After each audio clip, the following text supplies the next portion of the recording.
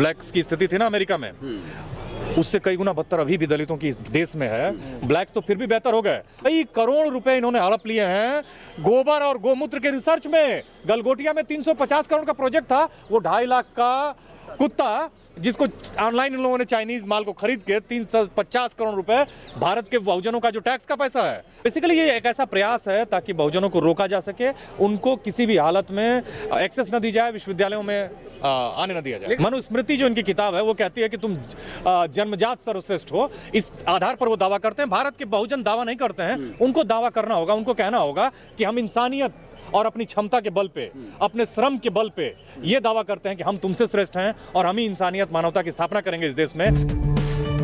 तो UGC equity regulation 2026 है, वो भारत की बहुसंख्यक छात्रों के समर्थन में है, उनके भलाई के लिए है। उसमें पहले वाला जो रेगुलेशन था उसमें बस एक इंक्लूजन है कि जो ओबीसी है उसको जातिगत आधार पर उसका उत्पीड़न नहीं होगा, तो इसका विरोध किया जा रहा है। अभी एक साथी ने बताया कि ये सारी बातें तय हुई आरएसएस के लोगों ने, ये बता रहे थे वो, ये उनका वर्जन मैं कोट कर रहा हूँ।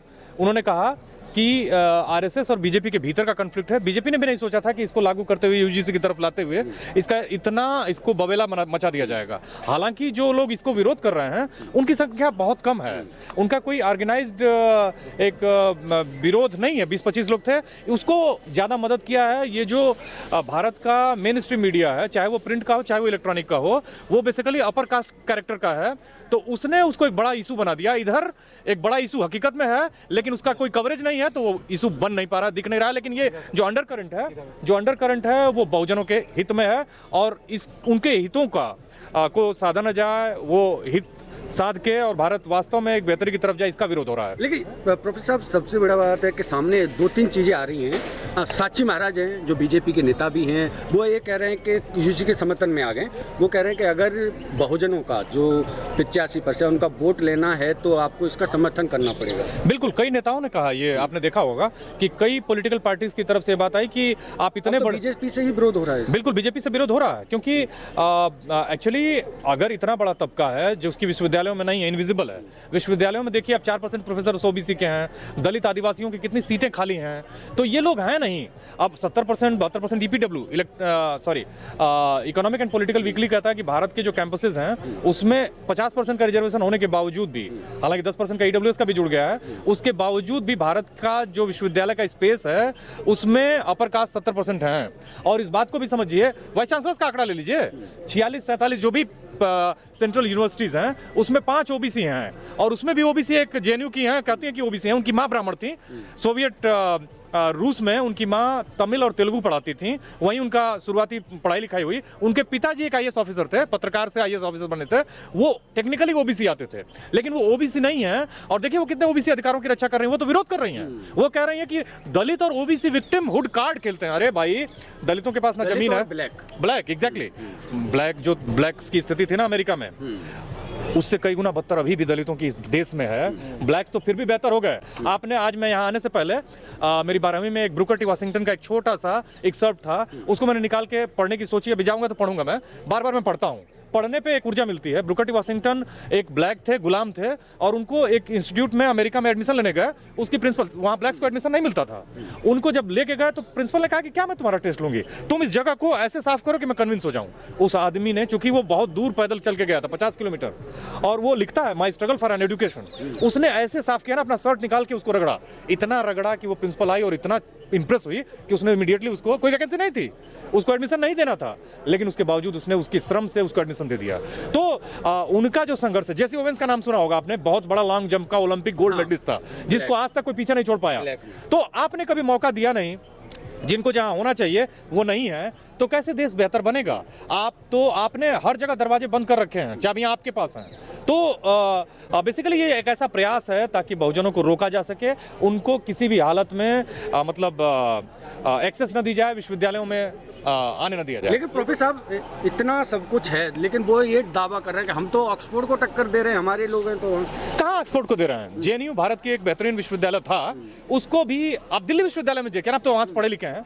दिल्ली विश्वविद्यालय में एक प्रिंसिपल है, पता करिए क्या नाम है उनका, उन्होंने कहा कि हम रिसर्च कर रहे हैं, ये साइंस के द्वारा प्रूव है कि कोई भी एनिमल और कोई भी प्राणी, जैसे आप अभी 2-3 घंटे बाद आप अपना भी ह्यूमन जो पेशाब करते हैं, आप तो जो वेस्ट है, टॉक्सिक एलिमेंट्स हैं शरीर के, वेस्ट मटेरियल है, वो निकालते हैं। आप रख नहीं सकते हो, साइंस कहता है कि आप रखोगे तो बीमार हो जाओगे।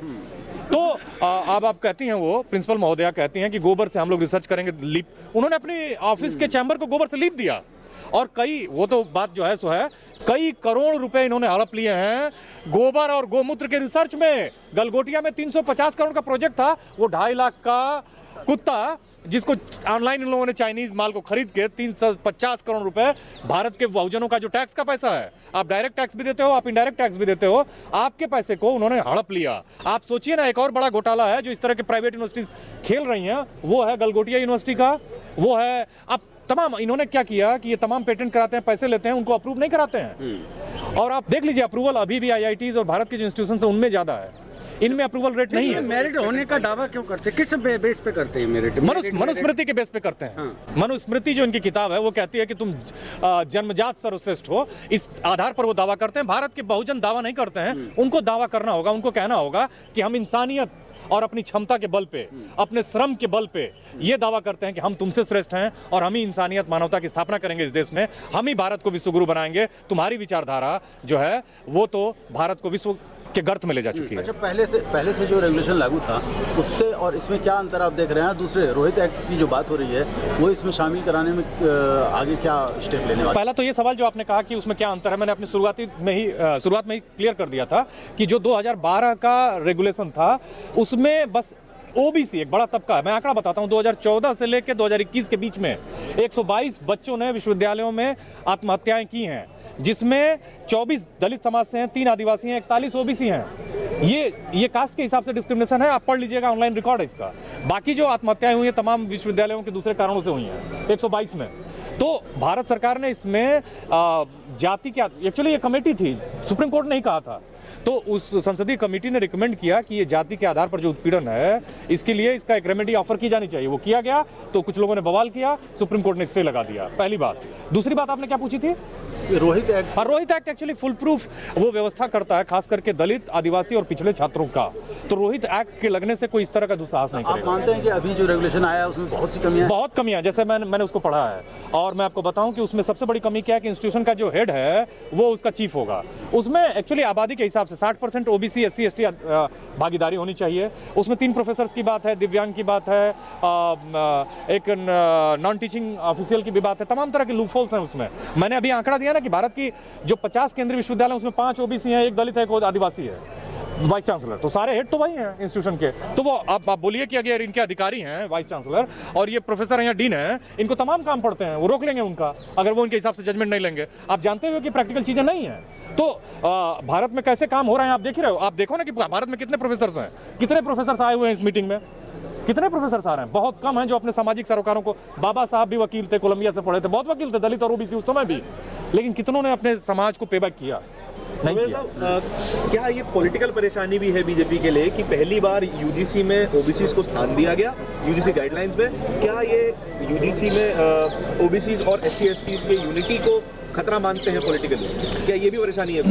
देखिए, ऐसा है कि जब से बीजेपी आई है, ये यूनिटी बेसिकली क्या है कि जो ओबीसी, एससी, एसटी है उसको इन्होंने नज़दीक लाया है। नज़दीक का मतलब है कि देखिए, बाबा साहब ग्रेडेड इनइक्वालिटी की बात किया करते थे। ग्रेडेड इनइक्वालिटी, वो कहते थे कि जो जाति व्यवस्था है ना, चौमंजिला इमारत की तरह है। एक्चुअली इसमें जातियों के विदिन जो उपजातियां, उसमें भी श्रेष्ठता और निम्नता का पैमाना है। तो बाबा साहब यही कहा करते थे कि ओबीसी अपने को श्रेष्ठ समझता है दलितों से, आदिवासियों से। उस दूरी को थोड़ा सा कम किया, ज़्यादा कम किया, क्योंकि इन्होंने अपना उत्पीड़न बढ़ा दिया। इन्होंने उत्पीड़न खूब किया। जैसे 5000 लोगों का इस विश्वविद्यालयों में, दिल्ली विश्वविद्यालय में अपॉइंटमेंट हुआ है। आप पता करिए ईडब्ल्यूएस क्या है। आपको मिलना चाहिए था रिजर्वेशन, तो जो होना चाहिए था एससी, एसटी और ओबीसी को प्रोपोर्शनेट पहले होना चाहिए था। वंचित तो यहाँ कोई मांग रहा था, ईडब्ल्यूएस के लिए कोई आंदोलन हुआ था? हाँ, तो फिर सवर्ण आर्मी हो गई, सवर्ण समाज रोडों पे आ रहा है, कह रहा है कि ये लागू हुआ तो गृह युद्ध हो जाएगा। बिल्कुल, देखिए, गृह युद्ध, उनसे पूछिए कि वो कितने प्रतिशत हैं कि गृह युद्ध कर लेंगे। गृह युद्ध कौन करेगा? नहीं, वो कैसे गृह युद्ध हो जाएगा? आप दूसरों का अधिकार, आप जुडिशरी जुडिशरी में जो भारत जो डेमोक्रेसी के 3 पिलर्स हैं, आप उसका एग्जांपल लीजिए। डेमोक्रेसी के 3 पिलर्स हैं, आपकी जुडिशरी है, आपकी कार्यपालिका है माने एग्जीक्यूटिव, आपकी विधायिका है, विधायिका। एक मीडिया के बाद में बात करेंगे। इन तीनों में आप देख लीजिए कि भारत की पार्लियामेंट में जो 10% अपर कास्ट हिंदू आबादी है, बिहार के सर्वे में 63% ओबीसी था, 15% अपर कास्ट था, 15 में 4.5% करीब मुस्लिम अपर कास्ट, 10.5% जो अपर कास्ट हिंदू हैं, इनका पार्लियामेंट में रिप्रेजेंटेशन आपका 43% है। तो ये हो गया ना 4 गुना हो गया। आप इधर लीजिए एग्जीक्यूटिव में, पीएमओ में एक भी ओबीसी का सेक्रेटरी नहीं था 5 साल पहले, 1-2 हो गए होंगे। SC ST के कितने आप जानते ही हो। अब आप लीजिए विधायिका हो गया, कार्यपालिका हो गया, अब जुडिशरी है। जुडिशरी में 2014 से पहले भारत के हाई कोर्ट और सुप्रीम कोर्ट में 500 जजेज हुए, जिसमें 5 दलित थे, 5 ओबीसी थे, 1 आदिवासी थे और 12 मुसलमान थे, जिसमें ज्यादातर अपर कास्ट मुस्लिम थे। अब सोचिए कि क्या है ये, एक तरफा है, लॉपसाइडेड है, कैसा है, किधर है? तो आप सोचिए ना कि ये रिप्रेजेंटेशन है ही नहीं। तो रिप्रेजेंटेशन नहीं है तो जजमेंट इस तरह के आएंगे। मैंने एक बहुत बड़ा महत्वपूर्ण मसले पर जिक्र किया अभी शुरू में कि अमेरिका में ड्रेड स्कॉट नाम का एक ब्लैक आदमी था, जिसको इन्होंने, उस आदमी को एक्चुअली नॉर्थ अमेरिका चाहता था ना कि अमेरिका में स्लेवरी खत्म हो जाए। साउथ अमेरिका में बड़े बड़े खेत थे, उसको अंग्रेजी में प्लांटेशन कहते हैं। वो चाहता था कि रहे, क्योंकि मजदूर काम करते थे, बंधुआ मजदूर, जैसे हम बैल रखते हैं ना वैसे रखते थे। तो युद्ध हो गया। अब युद्ध में क्या हुआ कि मसला यही बना, ड्रेड स्कॉट जो था वो साउथ अमेरिका से नॉर्थ अमेरिका पर अपने मालिक के साथ चला गया। 1799 में पैदा हुआ था, 1846 में गया। तो उसने जाने के बाद कहा कि मैं फ्री इलाके में आया हूँ, तो फ्री इलाके में मुझे फ्री सिटीजन के रूप में देखा जाए। अब हुआ ये कि ड्रेड स्कॉट जब कोर्ट गया तो रोजर बिटेनी वहां का एक जज था, 7 जजेस ने कहा कि नहीं, काले लोग नागरिक ही नहीं माने जा सकते हैं। अब क्या हुआ कि बवाल मच गया, क्योंकि ये इमोशनल मुद्दा बन गया था और उसमें अब्राहम लिंकन और बड़े नेता उनके खिलाफ थे और 58 में मौत हो गई। किसकी? ड्रेड स्कॉट की। तो ये तो इंडिया में भी था ना, तो वोट देने के राइट। बिल्कुल अमेरिका में भी सिविल राइट्स। एक फिल्म है, आप देखिएगा, मार्शल करके एक फिल्म है। मैं कहूंगा दर्शकों से, जो हमारे श्रोता हैं या देखने वाले हैं, आप मार्शल फिल्म, थरगुड मार्शल, जो अमेरिका का पहला ब्लैक सुप्रीम कोर्ट का जज बना, उसकी कहानी है कि उसको कोर्ट में खड़ा नहीं होने देते थे, उसको कोर्ट में खड़ा होकर जिरा नहीं करने देते थे, बात नहीं करने देते थे। आप इस मार्शल फिल्म को देखिएगा और आप देखिएगा कि आपके शरीर में जो खून है वो जोर जोर से बहने लगेगा, अगर आप समता की विचार रखते हैं, विचारधारा में विश्वास करते हैं। तो कुल मिला के ड्रेड स्कॉट मर तो गया, उसी की वजह से अमेरिका में सिविल वार हुआ और अमेरिका में काले लोगों को आजादी मिली। तो बात कर रहे हैं ना। तो वो अब अगर सिविल वार, ये समय मनु के समय का नहीं है, ये जो समय है उसमें भारत के बहुजन 5% ही सही लेकिन जाग गए हैं। तो कहां से जागे हैं? क्या ये लागू कर पाएंगे? लागू, देखिए सरकार, ये आपका बहुत ही महत्वपूर्ण सवाल है। 19 मार्च को जो दूसरी सुनवाई, मुझे नहीं लगता है कि ये बहुजनों के फेवर में आएगी। लड़ाई लंबी है, लोगों को तैयार रहना होगा और जो भी निर्णय हो, बहुजनों को अपनी एकता पर काम करना होगा। अगर आपके विरोध में आया, क्या सुप्रीम कोर्ट का निर्णय स्वीकार होगा? बिल्कुल स्वीकार होगा, क्योंकि सुप्रीम कोर्ट इस देश की सबसे ऊपर की कोर्ट है। लेकिन अगर लोगों को लगता है कि इसमें वो उससे असंतुष्ट हैं, तो सबसे बड़ी पार्लियामेंट जो है वो देश की रोड है, सड़कें हैं, आपकी कोर्ट है, लोगों की कोर्ट है। लोगों की कोर्ट से बड़ी कोर्ट कोई कोर्ट हो ही नहीं सकती।